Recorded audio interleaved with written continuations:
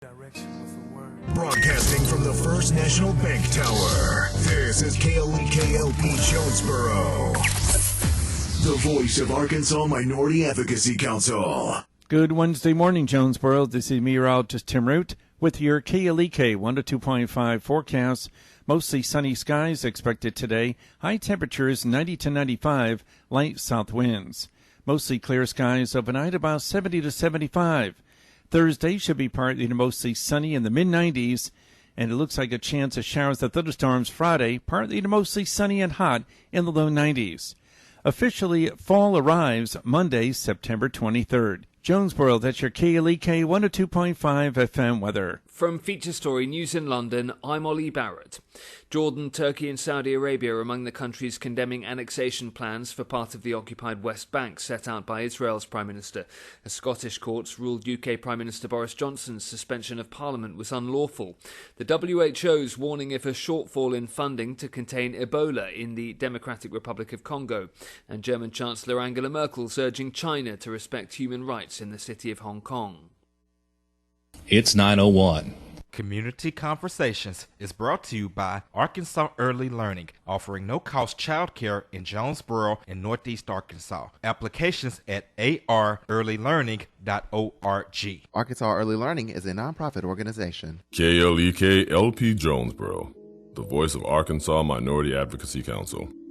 It's now time for Community Conversations, a program focusing on the people working to make the Jonesboro community a better place, while offering viewpoints from all sides of the issues. The views expressed in this program are those of the participants and do not necessarily reflect the views of KLEK 102.5 FM, the voice of Arkansas Minority Advocacy Council, or our underwriters or sponsors. KLEK 102.5 FM, good morning to you on your Wednesday. This is September 11th, 2019. Kato Wonder is in the studio with you. I'm joined by Kubila Jones, host of Community Conversations, and today is our Community Conversations special, remembering 9/11. This is something that we do each year on September 11th to honor those who lost their lives, gave the ultimate sacrifice on this day. We will never forget. And we remember this by speaking with people who work in the very professions that give their lives, put their lives on the line every day to make us safe. We have members of the police department, fire department,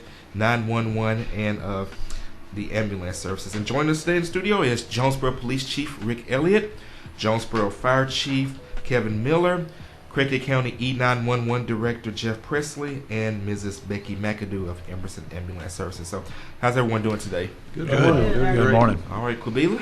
All right, so first of all, thank you all for coming out and giving your time. And thank you for giving your time for this community. We truly appreciate you.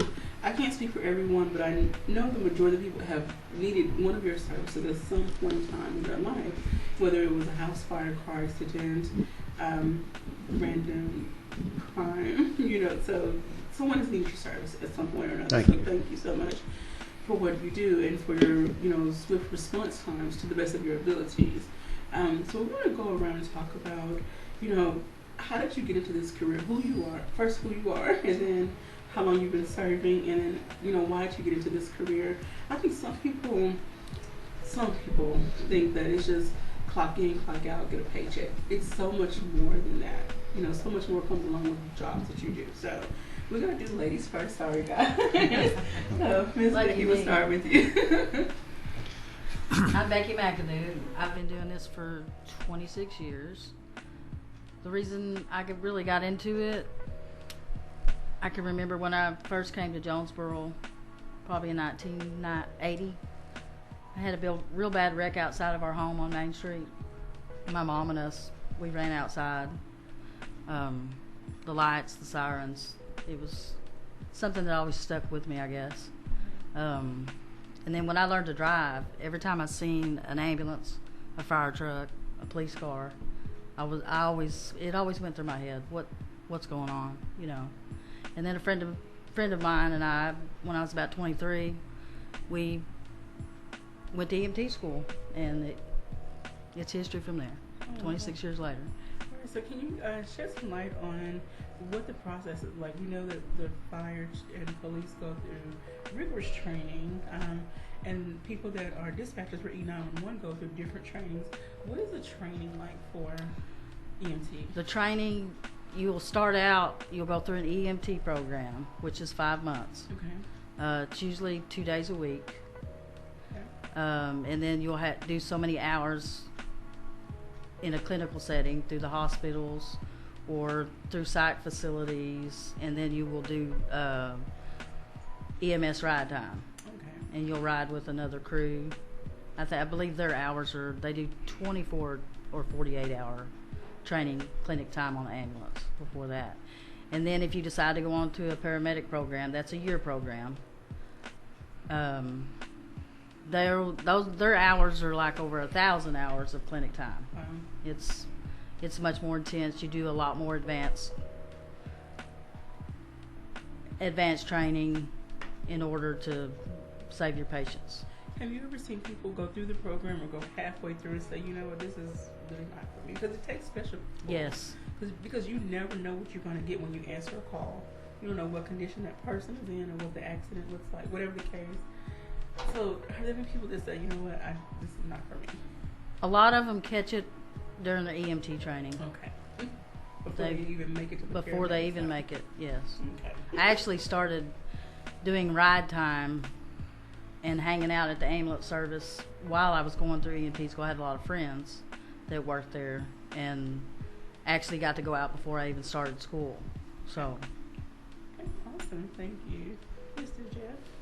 Yes, Jeff Presley. I've been in business now for about 27 years, so pretty much got into it by accident. I was a brick mason in this area for many years, helped build most of the schools in Jonesboro and Craighead County. A back injury took me out of that business, and actually got a state grant for some retraining. And at the time, the police chief was a good friend of mine, so I spoke to him. I said, do you have anything that I could do, learn how to do, as a injured workforce member? I said, I got to rearrange and start something new. So at that time, in 91, the 911 center was brand new to this area. So Jonesboro was just building a center, was getting the technology in place. And I always loved the radio technology side of things. I was just, that was a hobby of mine. So I got on the ground floor of 911, and the rest is history. So I was a training officer for several years, actually worked the floor, worked pretty much every shift there, and director for the last 12 years. So before we got our center, where were the calls dispatched or channeled through? We actually had a desk sergeant at the police department that would answer the police side of it. The fire department had what's called a fire phone, the red phone, and they had somebody there that would answer that call. And then you had your admin lines going to offices. So no 911 center until after 91. I can imagine that was, I can't say, I don't know, but was it efficient? Probably not. But you look at the history of 911 in the United States, it's fairly new. It's only about 60 years old. The first 911 call was made in 1968 in Alabama. So a lot of states and agencies, it took a while to get that service in. And, the technology has really changed in the last few years for 911 for the better. So we finally stepped up. The state of Arkansas this year, the next generation 911 platform, we're on top of that game in the nation, so we're proud to report that. Awesome.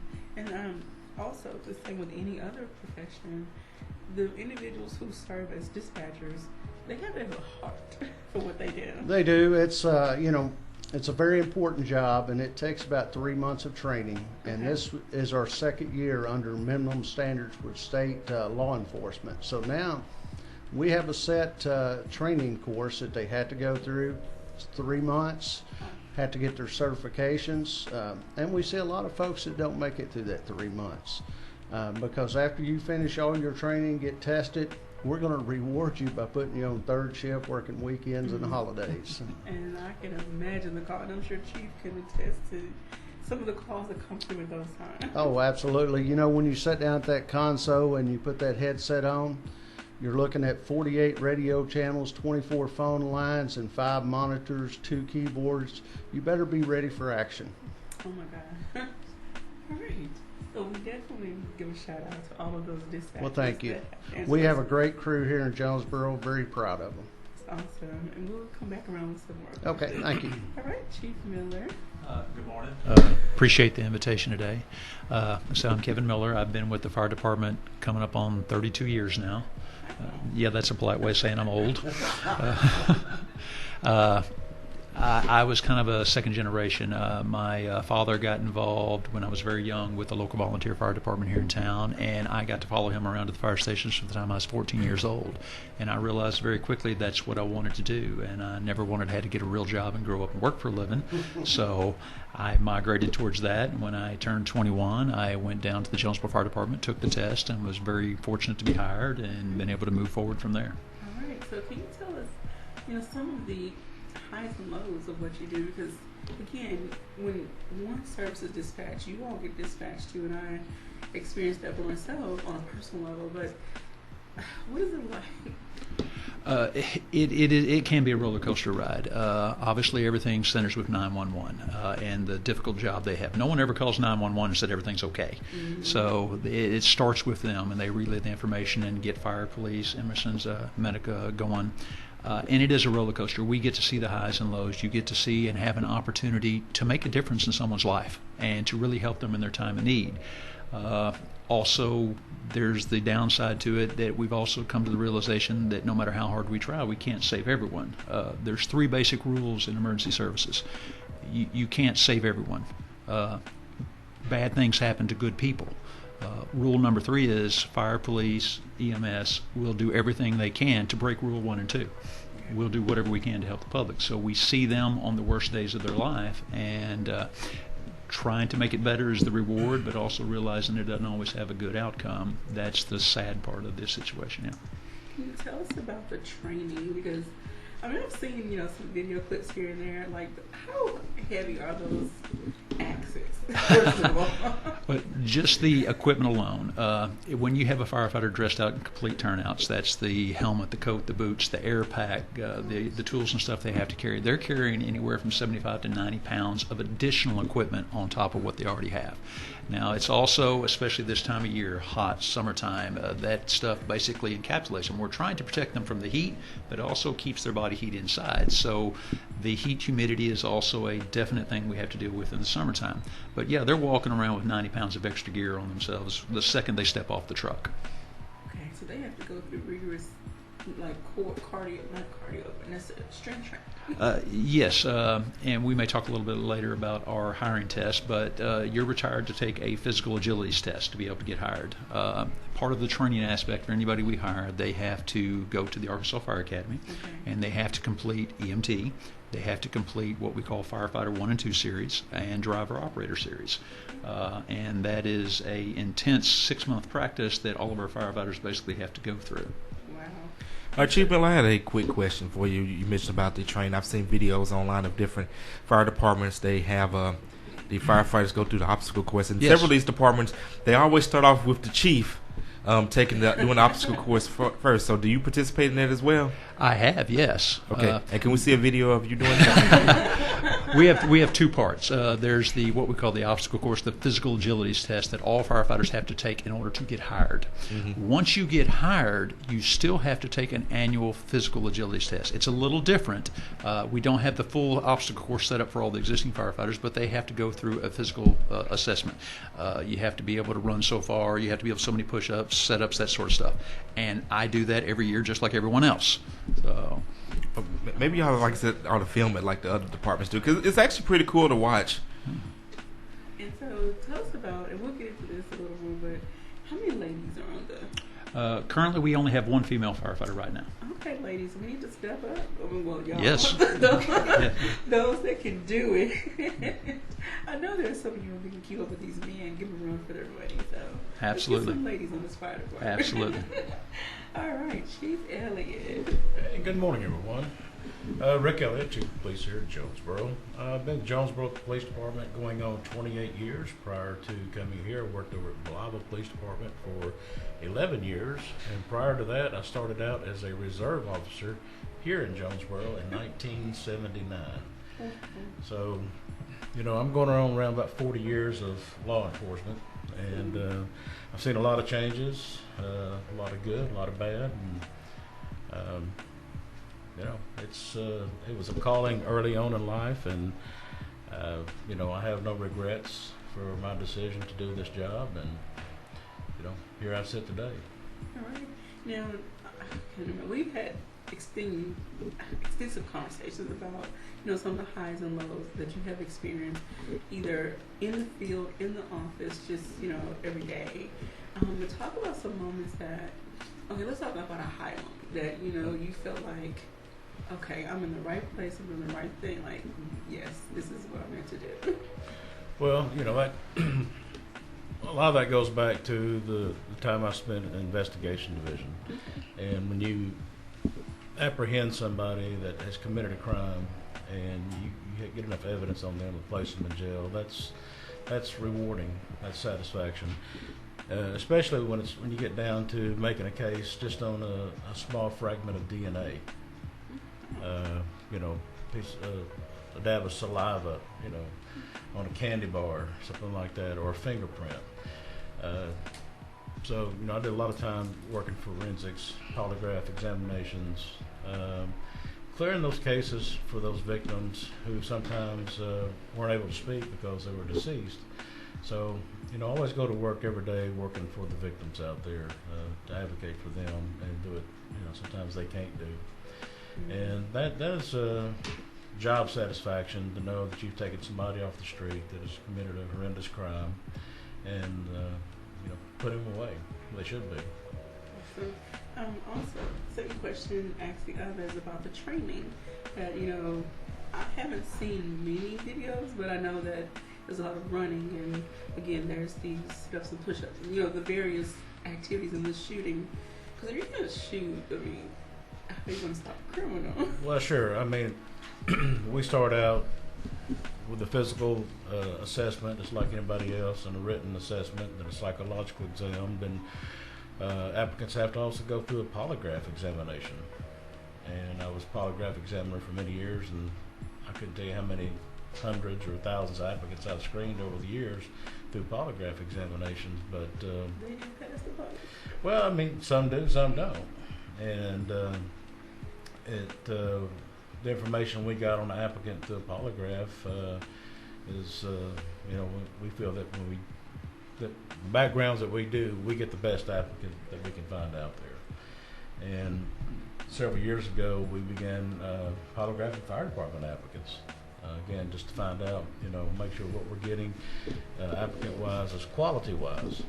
So I'll never fill a slot just to be filling a slot. Anybody that I hire has gone through an extensive background investigation. Now, with that being said, that doesn't mean they're all going to make it through the process. A lot of officers get in the training process as they hire on and realize early on, before they even hit the streets, that this job is not for me. You go through, watch several videos and talk about several scenarios, officer-involved shootings, you know, that takes place across the country day in and day out, and they just realize that, you know, for the amount of money I'm being paid, the hours I went to work, this job's not for me. And they can go do something else, make the same money or more money, and have better days off. So I think in any community, anybody that signs up for emergency services, whether it's police, fire, 911, or an ambulance, they're fortunate. These people, it's a calling.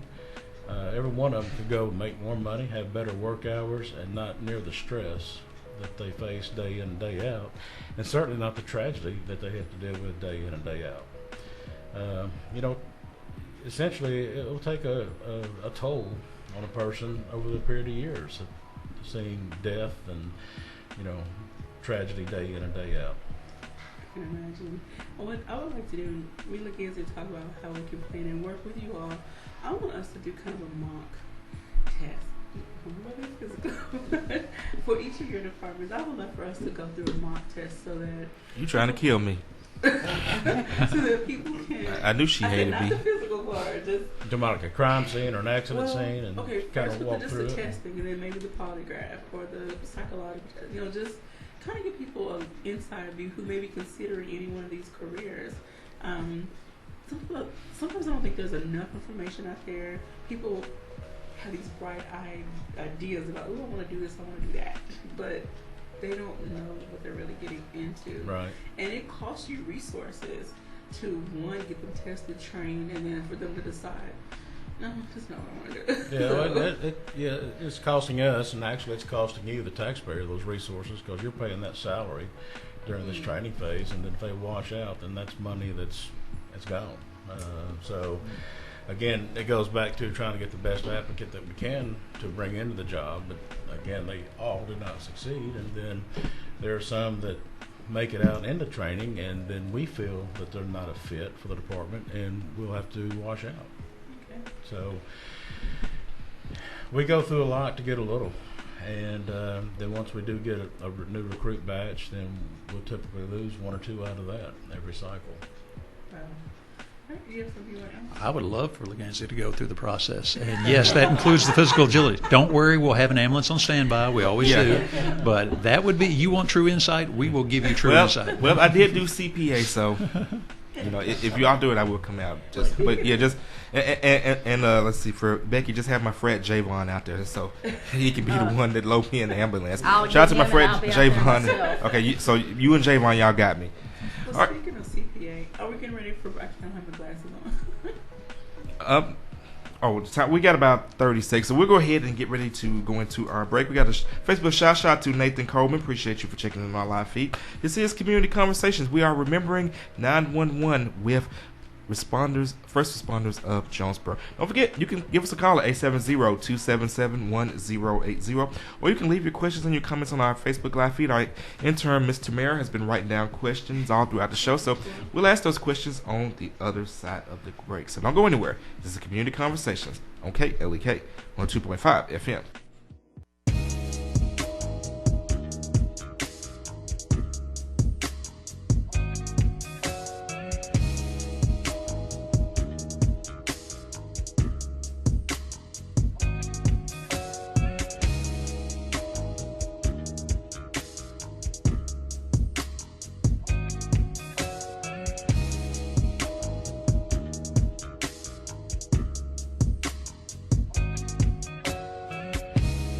You're listening to Community Conversations on KLEK 102.5 FM. We'll be right back.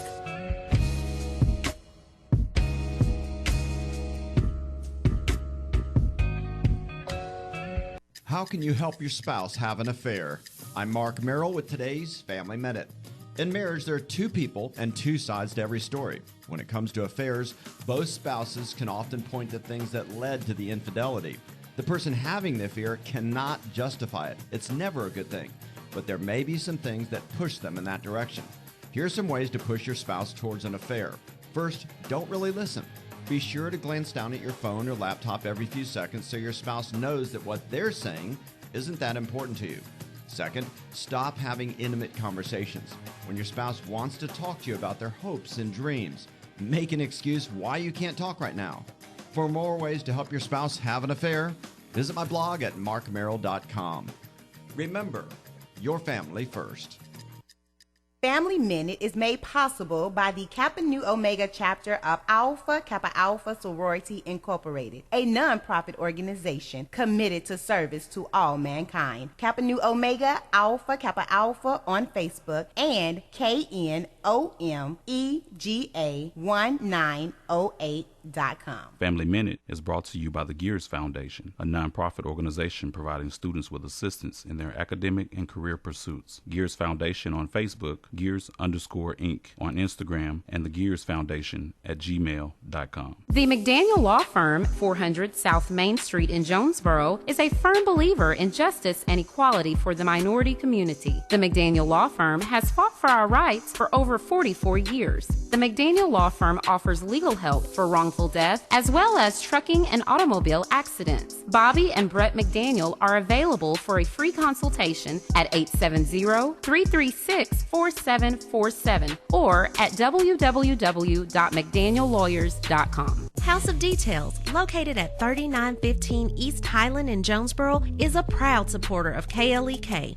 offering detailing on any type of vehicle: basic wash, hand wash, shampoo, interior cleaning, waxing, buffering, headlight restoration, pickup, delivery, and more, with a motto of anything mean we can clean. Details at 870-273-5187. House of Details on Facebook and at klekfm.org.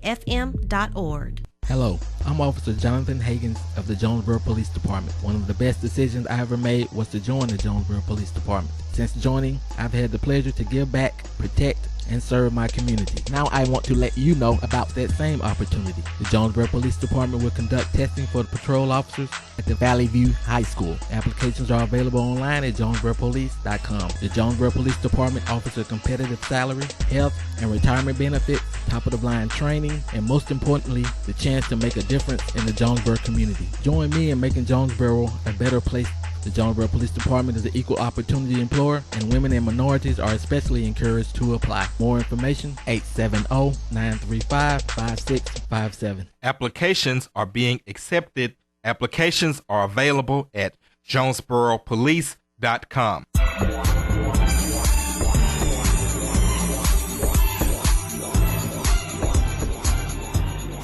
We at KLEK would like to extend a sincere thank you to all of our underwriters and sponsors.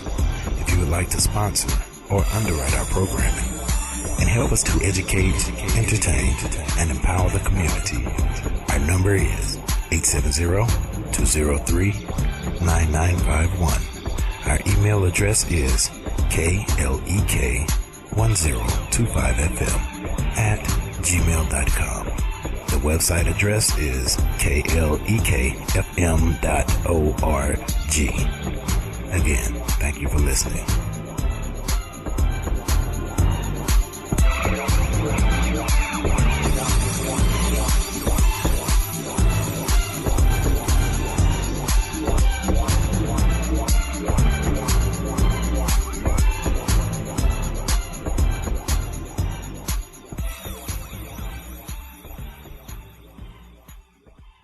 And now back to Community Conversations on KLEK 102.5 FM. All right, welcome back to Community Conversations on KLEK 102.5 FM. Today we are remembering 9/11, and we are giving honor to our very own first responders right here in Jonesboro, Arkansas. We have Ms. Becky McAdoo from Emerson Ambulance Service, which is also serves as our city or county coroner. Mr. Yeah, they're two. Okay. Yes, Okay. Mr. Emerson is a different entity. Yes. Okay. And so also we have Mr. Jeff Presley, Director of E911 Services, Jonesboro E911, but still serves Craig County. That's correct. Yes. We have Chief Kevin Miller from the Jonesboro Fire Department and Chief Elliott from the Jonesboro Police Department. So thank you, gentlemen and ladies, for being here. Thank you. All right, so we're going to switch gears just a little bit. Well, before we do that, let's get to Tamara's questions, because she's been waiting patiently. Okay. Okay, I have a question for Chief Elliott. So you have people that's not aware of the law and what to do when they see an ambulance coming with their siren going off. Can you explain to us what they should do? Yes. Pull to the right side of the road and come to slow or stop. Get out of the way. Too many times when first responders are trying to get from one point to another, they come up on traffic and the public panics. And sometimes they just slam on the brakes in the lane that they're in, which could potentially cause a rear-end collision. So the law requires that you move to the right side of the road, get out of the lane, and let that vehicle pass through.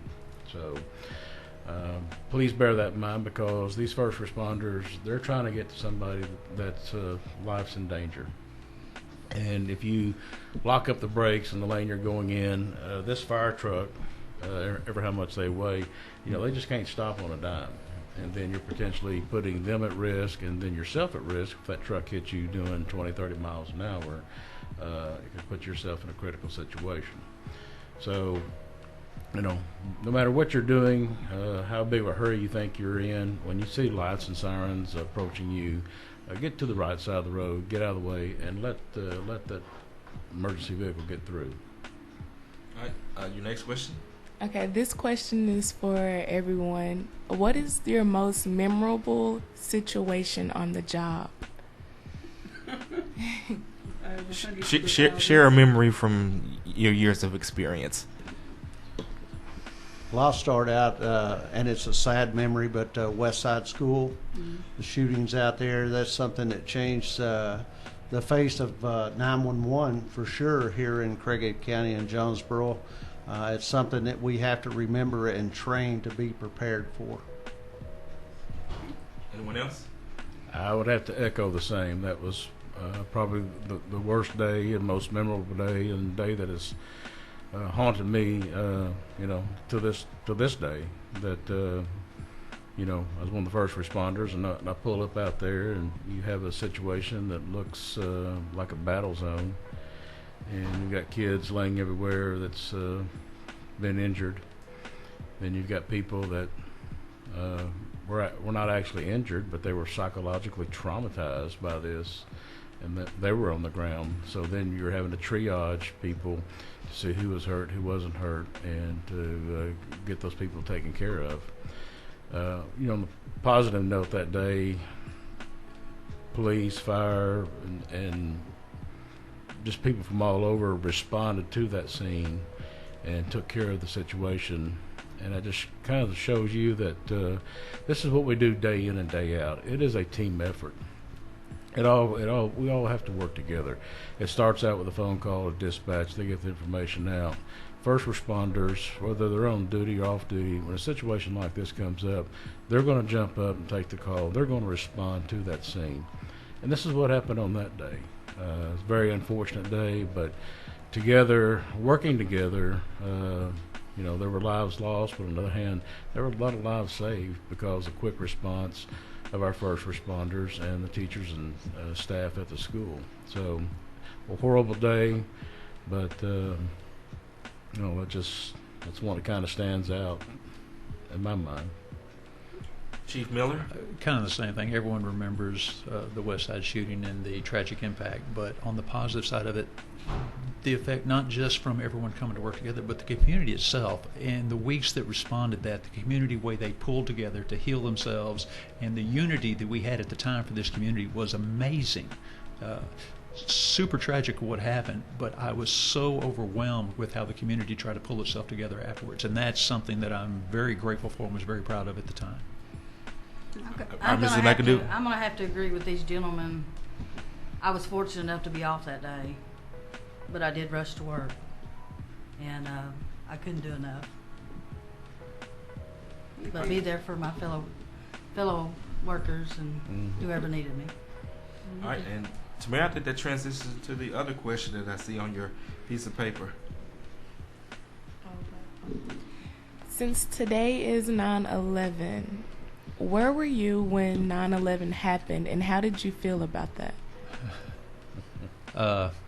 I remember it very well. We were actually, at the time, I was the training officer in the fire department, and we were fixing to conduct a training activity at the fire academy.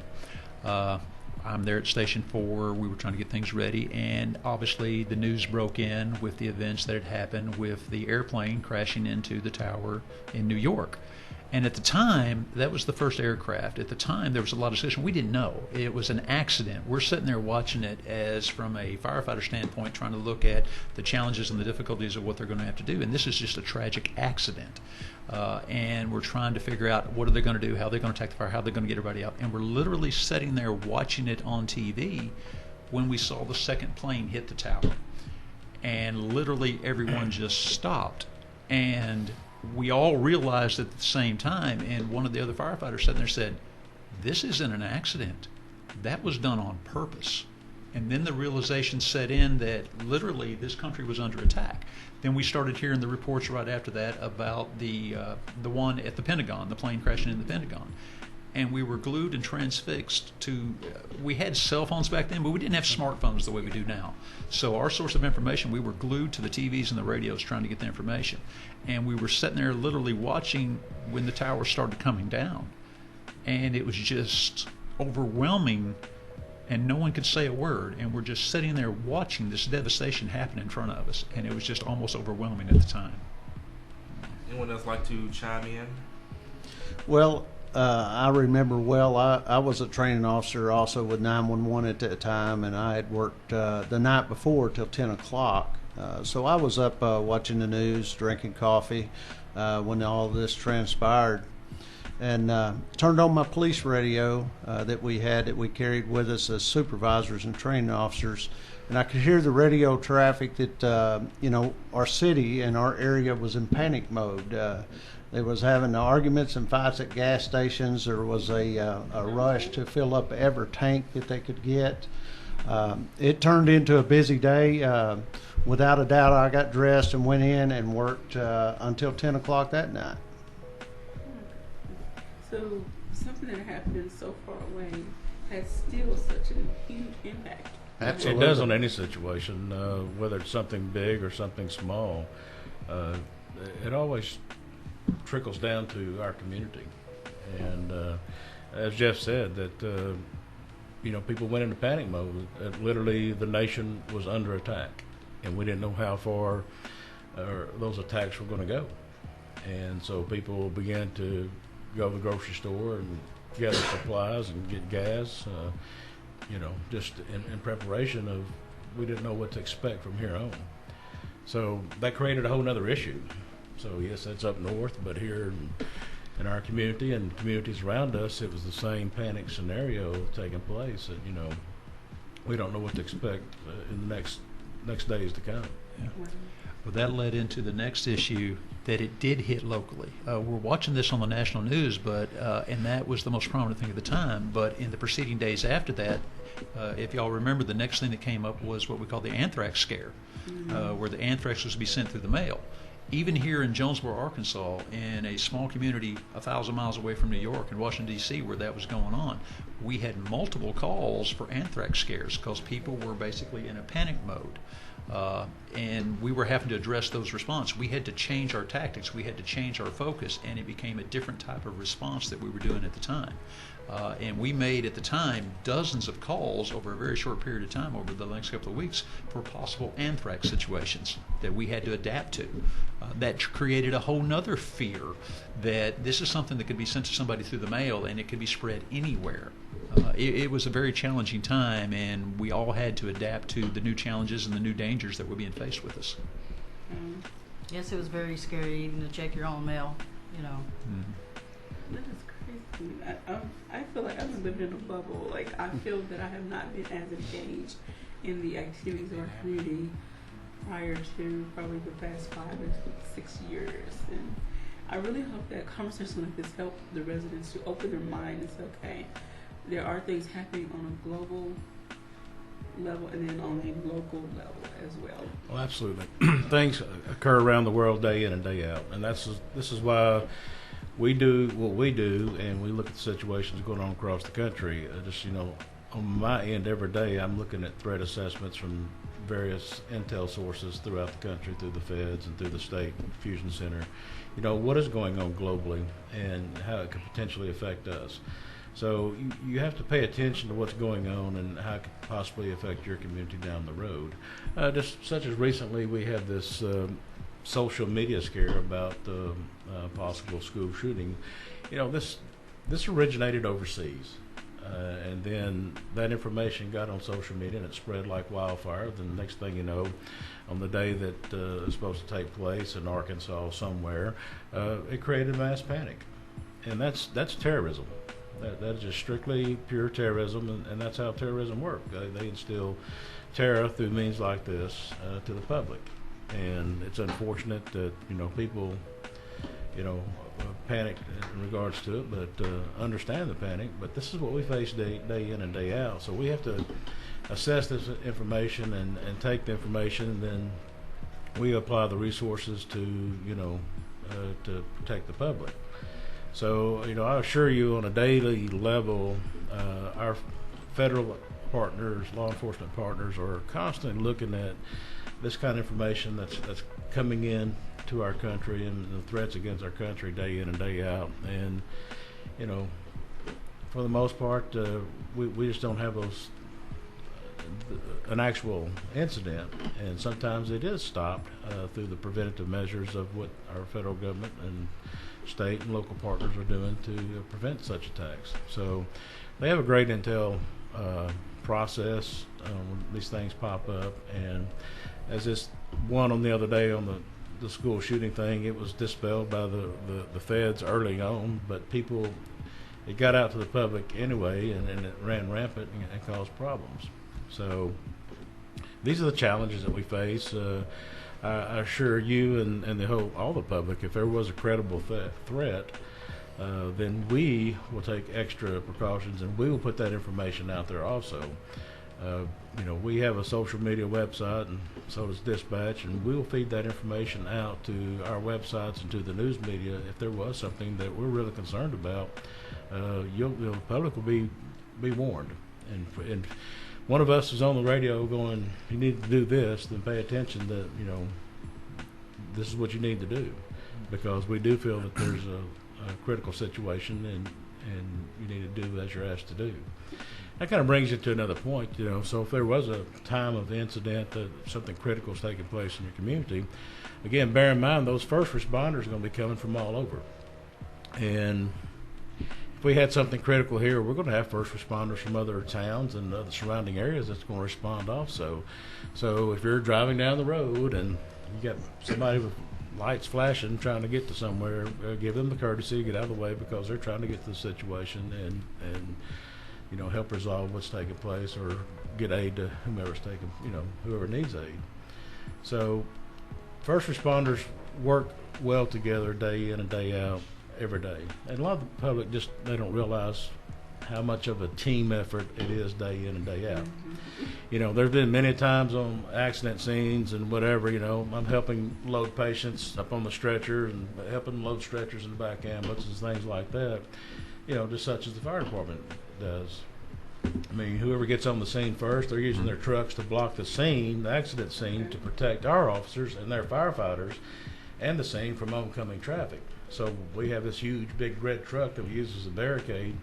So people go, why did the truck block traffic? Well, it's to keep the first responders from getting run over, because the people are rubbernecking, have got to drive by and then almost stop to see what's going on and cause another accident. So, it works hand in hand all the way around, and a lot of folks don't understand this, why vehicles are parked this way, or why is this fire truck taking up a lane and a half of roadway or whatever. Well, there's a reason behind it. We have a protocol that we go by. And why is the road blocked? Could they open the road up? No, maybe we're trying to get a helicopter landed. So, we're fortunate in this area to have multiple ambulance services. We're fortunate to have 2 helicopters services available in this area. And we're fortunate that our firefighters are all trained as EMTs. And so, and I have a few officers that are EMT trained. So we get to the scene, and, whoever gets there first, we're going to try to render aid until some of the other first responders can get there. So it's a complex situation when you pull up on these scenes. A lot of times fire department will beat us there, so they're having to set up and try to block the scene and protect the scene, and meanwhile take the other part of the crew and try to start rendering first aid to the victims there until we can get the ambulance in and get other officers there to take over the scene and do what needs to be done. There are times that I've seen, and I have questions for each of you. Okay. I've seen some pictures, unfortunate pictures, but there are times the fire department has to use what people refer to as the jaws of life, where you may have to use your axe to break into a situation. And so that's where the training comes in, and that upper body strength. And Yes, we run accidents in the city of Jonesboro. We also carry what we call extrication equipment. You may refer to them as the jaws of life. Every unit we have in the city has a basic set. Our heavy rescue trucks have a more advanced equipment on them. So if there's a vehicle accident in the town involving an extrication where someone has to be cut out, we're going to respond the closest engine and a ladder truck to start with that extrication. And unfortunately, especially with a town of this size, we run a lot of vehicle extrications in this town. It seems like it's constantly, we're having something every week where we have to go in and extricate and remove someone. But we have specialized equipment that we use with that to be able to cut them out of the cars, yes. All right, and before we go any further, I believe that Mrs. McAdoo had an event that she wanted to talk about. I wanted to make sure that we get time to get that in. Yes, we are doing actually, it's going to be, it is state required that all, I believe it's 9th grade through the 12th grade, before you graduate high school, you're going to have a Stop the Bleed class. So, if any officials out there could give me a call at 935-0380, and we can set up doing classes for your students and your teachers and get them certified as instructors, and that way yearly they could teach as well and call us in at any time. What exactly is Stop the Bleed? Like, what could I get out of that? You will get tourniquet training, basic bandaging. Mainly the tourniquet is what we want. We want to stop the bleed. And if you see something, you want to do something. If we have anything, let's say West Side, anything like that happens again. Even before West Side, we had the auction out there where a car had ran into the bleachers. Ran into the bleachers, We had a lot of victims out there. And you could be able to carry a tourniquet around with you, and you could stop that bleeding until help arrived and could take the patient onto the hospital. It's a really good course. And I suggest that if you have a chance to get in it, it's at no cost to anyone. And we're happy to come and teach it. Do you have another question? Okay. I want to ask, and we definitely get into, on the other side of the break, the fire department is hosting some testing and different applications. We'll definitely get into more details on the side of it, so I want to make sure you have time. All right. I want to ask Mr. Jeff, kind of following up with everyone else's statement previously, have there been times when you've had to stay on the phone when you requested, stay on the phone with me until either someone gets to you, or once they get there, maybe to get more information about the situation? Absolutely. You know, in the 911 business, the more information that we can get to protect these guys responding, the better off we are. You know, in this day and age of cell phones, we may get 30 calls on one accident or on one incident. So we have to gather that good information and piece it together very quickly, because sometimes this may be a 1 minute, 2 minute call that you're piecing a mental snapshot of that scene to disseminate out to the responders. So we're telling these guys, hey, we've got this going on. This is what we got. Okay. We'll put pause right there. All right. We are continuing with our discussion of Remembering 911 with Craighead County and Jonesboro first responders. We're going to get ready to go to a break. Don't go anywhere. This is KLEK 102.5 FM.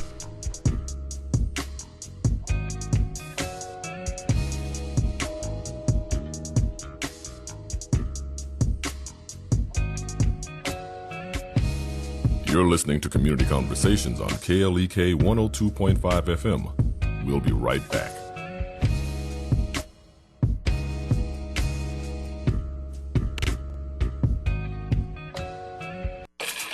We're back with Money Matters.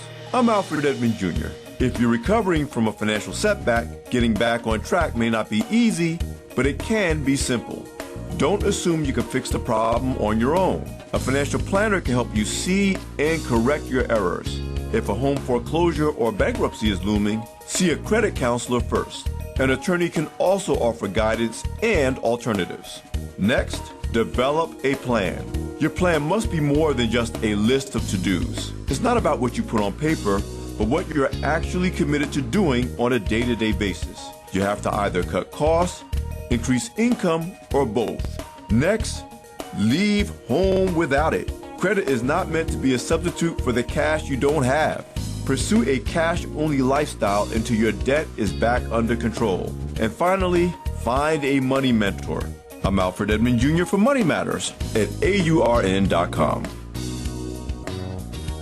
Money Matters is made possible by the Jonesboro Alumni Chapter of Delta Sigma Theta Sorority Incorporated, a nonprofit organization focused on joy in our sisterhood, power in our voice, and service in our hearts. www.jonesboroalumnidst.org. Money Matters is brought to you by Bancorp South, offering checking, savings, loans, credit cards, and wealth management. 5 locations in Jonesboro to serve you. www.bancorpsouth.com or 870-972-9800.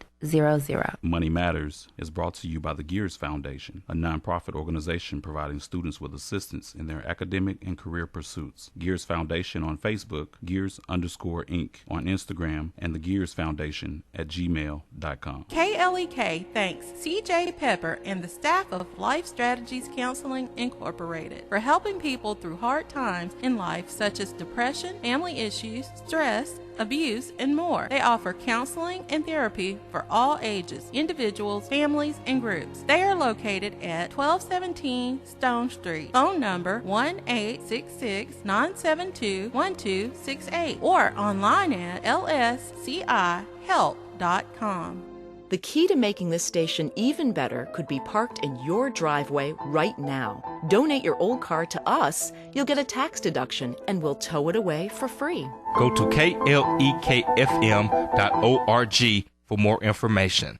The Mu Omicron Lambda chapter of Alpha Phi Alpha Fraternity Incorporated was established on January 1st, 1977, originally serving Blytheville, Arkansas, and now serving Jonesboro, Blytheville, Osceola, Marion, and West Memphis, Arkansas. Today, the chapter continues to make an impact by focusing on Alpha's national community outreach initiatives such as My Brother's Keeper, A Voteless People is a Hopeless People, Go to High School, Go to College, Project Alpha, Boy Scouts, and the March of Dimes. The Mu Omicron Lambda chapter of Alpha Phi Alpha Fraternity Incorporated is committed to Alpha's mission of developing leaders, promoting brotherhood and academic excellence, while providing service and advocacy to the community. More information about the Mu Omicron Lambda chapter of Alpha Phi Alpha Fraternity Incorporated is available at MOL Alphas on Facebook or via email at molalphas@gmail.com. KLEK 102.5 FM salutes small businesses. Small businesses promote local character and success, keeping money in the local economy, local jobs, entrepreneurship, community well-being, and so much more. Contact us today to learn more on how your small business could be featured on KLEK for as little as $25 per month. And now back to Community Conversations on KLEK 102.5 FM. All right, welcome back to our last segment of Community Conversations on KLEK 102.5 FM. We are remembering 9/11, and we are honoring our first responders right here in Jonesboro, Arkansas. We have representatives from the EMT, ambulance services, E911, police, and fire. We thank you all for giving us your time today. Thank you. Thank you. Thank you for your service.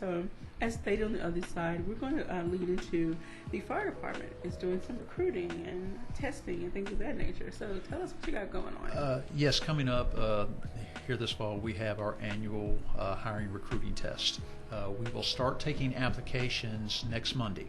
Those applications can be picked up at City Hall at the Human Resource Department. And you can get all the information about what's required in the test. Our test is always going to be the first Saturday in November. Okay. It consists of 2 parts. The first part is a written test. You show up on that Saturday, you take the written test. If you pass it, you'll come back the next week and participate in the physical agilities test, going through the obstacle course and meeting the basic physical requirements of that. And if you pass that, you're placed on a list governed under civil service from 1 to ever how many pass based on how well you did on the written test. And that's what we draw from our hiring pool for firefighters when we have openings. So we absolutely would encourage anybody that's interested, anybody that has an idea that they'd like to be in the fire service, to please go pick up an application at City Hall. When you pick up the application, it'll have the basic information, so fill it out. As soon as you turn that application back in, we will give you a study guide that will help you prepare for the written test. Also with a list of everything that's needed to prepare for the physical agilities test. But absolutely, please, we are always trying to get good candidates that would be willing to apply for the fire department. And again, we can't stress enough, you want each department to be representative of the residents that live here in Jonesboro. So, ladies, minorities, please apply. Absolutely, yes. For these positions. You know, you want someone that's going to come and represent you. That's going, that's going to take care of you. Not just that you all have great guys. I will share this. I had to call recently. Had an accident at home.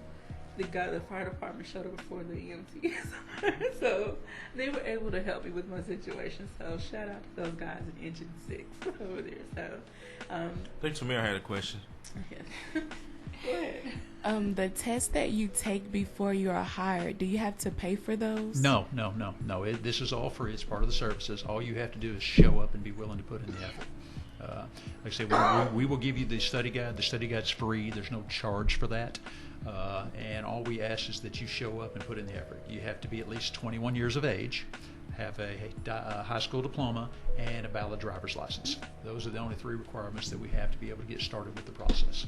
But there's no charge whatsoever for it. Awesome. All right, and so we know also E911, you all have a service. You talked a little bit about upgrading the software and things of that nature the last time you were here. But right now we have Smart 911. That's correct. And that's going to help get these services out to you sooner as well. Absolutely. And Smart 911, let me tell you folks, the state of Arkansas is the first state in the nation to go live and pay for it for the citizens. So it's paid for by your cell phone turnback money, what we call the ETS board. So whenever you pay your cell phone bill, and now it's up to $1.25 for 911 services, that pays for Smart 911. It's a great product. It can save lives. Smart911.com. Just go on there today and fill out a profile. Every 6 months or so, they'll send you an email and says, do you have anything to change? But what happens if you dial 911 and you have that profile, your profile is going to pop up on the screen to the dispatcher with your information that you've added. So it's safe and secure. It's not a searchable database. It's only going to be seen if you initiate that 911 call. But information about your medical conditions, your family, your household, utility shutoffs, anything you want to add in there is going to be helpful for the first responders. Smart911.com, free and secure. There's also a mobile app that I'm looking at right now. And so you're also able to get alerts. Like on my screen is showing like there's different things happening. And so you can also, I encourage everyone to download the app on your mobile phone, go to your computer, create your profile. You can add pictures, medical information, information about your pets, all kinds of things. And so when you call the service, the information populates. Now, if you are not at home when you call, can the operator still pick up on your location? Yes, it's actually got, this system has what's called a geofence. So you can put your work information on there, or you can put your home. So this geofence is going to show exactly where you're calling from and where you need services to. All right, and one quick thing, I know we're getting ready to wrap up. You get weather alerts, public safety alerts, and then you can set your notification radius, and the max right now is 25 miles. Yes. All right, so thank you all. Thank you for joining us. Thank you for sharing this wonderful information. And I hope the conversation with the community continues and they start reaching out to you to come and do talks with the schools and organizations. Yeah, thank you. Is there anything else that we did not cover, or any announcements that anyone would like to make? I think what we need to lastly talk about is the fact that back on 9/11, the first responders that went to the Twin Towers and went in and gave the ultimate sacrifice that day in an attempt to rescue people from those 2 burning towers and lost their lives. And then those that did go in and made it out of the towers and that survived, they're still facing consequences and dying from those complications from their actions that they took on that day. So they have suffered health issues ever since 9/11, and we just need to stop and take a minute and think about that day, reflect back for those first responders that gave the ultimate sacrifice that day, along with the victims that died in the towers also. And so I think that's what this day is really all about, is remembering that tragic day in our country's history. Amen. Anyone else would like to add to what Chief Elliott has said? I want to thank these guys here from Jeff at 911, to Chief Miller, to Chief Elliott. Us guys out there on the street couldn't do our job without y'all. From the phone calls to your help. It's a team effort every day. It is. Absolutely.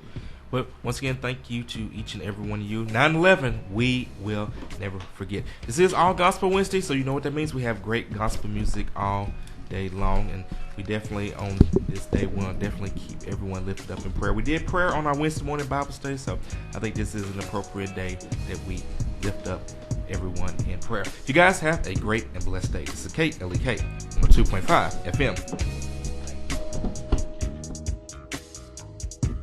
Thank you for listening to Community Conversations on KLEK 102.5 FM, a program focusing on the people working to make the Jonesboro community a better place while offering viewpoints from all sides of the issues. The views expressed in this program are those of the participants and do not necessarily reflect the views of KLEK 102.5 FM, the voice of Arkansas Minority Advocacy Council, or our underwriters or sponsors. Broadcasting from the First National Bank Tower, this is KLEK